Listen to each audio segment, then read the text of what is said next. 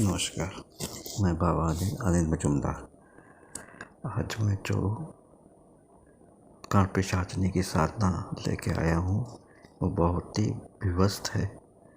इसको आप लोग सिर्फ अपने ज्ञान के लिए रखिए, इसको करने की कृपा न करें, क्योंकि ये बहुत ही भयानक, बहुत ही विवस्थ, पूर्णतः अघोर पंथ की साधना है जिसको साधारण इंसान नहीं कर सकता।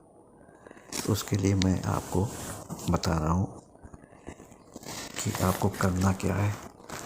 कुछ नहीं, इस साधना के 10 दिन पहले से अघोर पंथ के हिसाब से आपको नहाना नहीं है, टूथब्रश नहीं करना है, मतलब मुंह में मंजन नहीं लगाना है, नहाना नहीं है, कुल्ला नहीं करना है, समझे ना।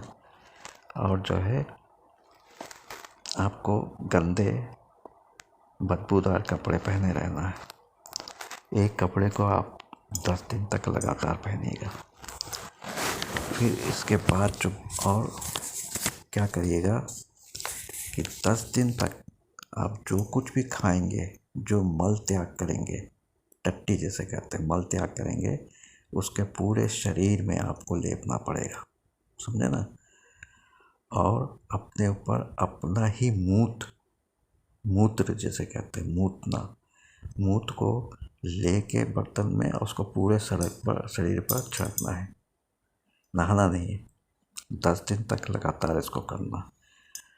फिर आपको करना क्या है कि एक डेड बॉडी कुंवारी कन्या की हो, ये आपको जुगाड़ करना, ठीक है ना।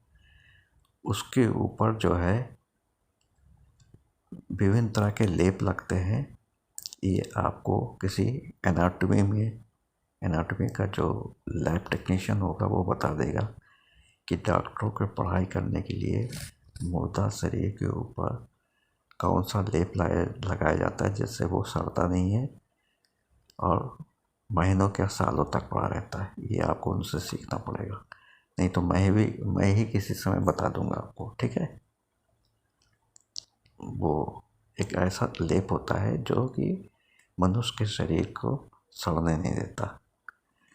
आपको करना क्या है कि उस लड़की को बिल्कुल ही मतलब वस्त्रहीन करना है, मतलब बिल्कुल नग्न करना है। नग्न करके उसके मुंह के ऊपर आपको एक दीपक जलाना है, किसी पशु की चर्बी का या मनुष्य की चर्बी का दीपक जलाना है, समझे ना। और आपको क्या करना है कि आप वैसे जैसे मलमूत्र लगे हुए गंदे संदे और अपने ही मूत्र पी रहे हैं, अपने ही जो मल त्याग रहे हैं, जो कुछ भी खाएंगे उसका मल बनेगा, उसको भी आपको खाना पड़ेगा। खाने के अलावा और पेशाब की जगह पानी की जगह पेशाब पीना पड़ेगा। उस पेशाब से ही आपको पूरा ऐसे छिड़कना पड़ेगा, ठीक है ना। और उस डेड बॉडी को किसी सुनसान जगह पे, ऐसी जगह पे जहाँ पर किसी का भी आना जाना ना हो, कोई आपको जान भी ना पाए कि आप फलानी जगह कोई साधना कर रहे हैं, ठीक है ना। आपको क्या करना है, 7 दिन तक इस मंत्र का जाप करना है। उस लड़की के सीने के ऊपर बैठ के, युवा लड़की होगी, मर गई होगी, लेप लगा होगा, तो उसके शरीर पर और उसके मुंह के ऊपर दीपक जल रहा होगा। जहाँ मुंह है इसके ऊपर एक दीपक जला दीजिएगा, ठीक है ना। और उसको देखते हुए आपको मंत्र पढ़ना है। ओम नमः कर्णपिशाचने मोघ सत्यवादिनी मम कणे अवतारा वरातीता नागत वर्तमानी दर्शय मम भविष्यम कथय कथय ह्रीं कर्णपिशाची स्वाहा। ओम नमः कर्णपिशाचिने मोघ सत्यवादिनी मम कणे तारा वरातीता नागत वर्तमानानि दर्शय मम भविष्यम कथय कथय ह्रीं कर्ण पिशाची स्वाहा। यह है मंत्र जिसको मैं बहुत लोगों से करवा भी रहा हूँ, अब करवाना भी है ना। लेकिन इस वाममार्गी तांत्रिक विधि को कृपा करके कोई गृहस्थ वाला ना ले, वही इसको करने की कृपा करे, कोशिश करे, जो कि पूर्णतया अघोर पंथ ले चुका हो बाबा की नारायण के आश्रम से या कहीं से भी किसी बहुत ही ऊंचे अघोड़ी से गुरु दीक्षा ली हो। अब वो शमशान में ही रहता हो। जब शमशान में रहेगा तो इस कार्य को कर सकता है, अन्यथा फैमिली वाला नहीं कर सकता, क्योंकि 10 दिन तक नहीं नहाना, अपने टट्टी को पूरे शरीर पर लेपना और पानी की जगह पेशाब पीना, ये जो है साधारण परिवार वाला नहीं कर सकता। और ये अति भयंकर साधना है, 7 दिन तक करना पड़ेगा। ये साधना मैंने की थी, लेकिन मैंने कहाँ की थी? मैंने बहुत ही उच्च हिमालय में केदारनाथ से बद्रीनाथ वाले जंगल और पहाड़ों को चढ़ते हुए वहाँ पर एक गुफा में किया था, किसी के मार्गदर्शन में, हमारे गुरुजी के मार्गदर्शन में। और जो है यही साधना मुझको याद आ गई, मैंने कहा। लेकिन इस समय वर्तमान काल में ये साधना निषेध है, नहीं करेंगे आप, ठीक है। तो 7 दिन तक करनी है, दिन से लेके रात तक, रात से लेके दिन तक 7 दिन लगातार करना है इस मंत्र का जाप। जब भी भूख लगे तो खाना जो आपके पास है खाएंगे, वो पचेगा, टट्टी होगी जरूर, उस टट्टी को पूरे शरीर पर लेप लगाइएगा। पेशाब को पानी यदि होगा आपके पास, पानी पीजिए और जो पेशाब बने उसको पीजिए, अपने शरीर पर छिड़की, है ना। कर सकते हैं? नहीं, घिन लगेगी, बदबू आएगी, कीड़े पड़ जाएंगे, अब वो भी बिना नहाए। तो 10 दिन और 7 दिन।